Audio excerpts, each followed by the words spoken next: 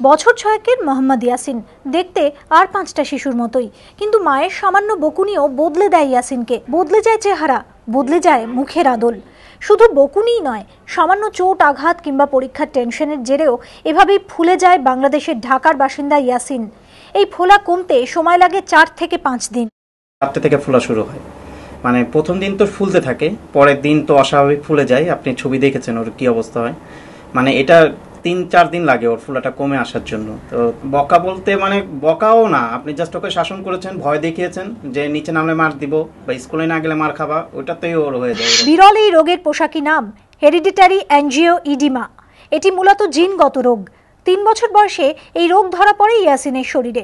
তারপর দেখানো হয়েছে একাধিক চিকিৎসককে, কিন্তু কোনো লাভ হয়নি। অবশেষে কলকাতায় কিছু জিনের জন্য এর মধ্যে একটা কমপ্লিমেন্ট অ্যাবসেন্ট হয়। কমপ্লিমেন্ট হচ্ছে আমাদের ইমিউনোলজিক্যাল যে সিস্টেম, তার একটা অবিচ্ছেদ্য অঙ্গ।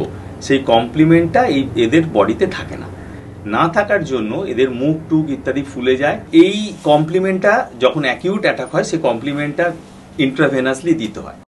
চিকিৎসকেরা বলছেন এই রোগ নিরাময়যোগ্য, কিন্তু সম্পূর্ণ সুস্থ হতে লেগে যাবে কয়েক বছর। আপাতত সেই প্রতীক্ষাতেই ছোট্ট ইয়াসিনের পরিবার। নিমাই পান্ডার রিপোর্ট, এবিপি আনন্দ, কলকাতা।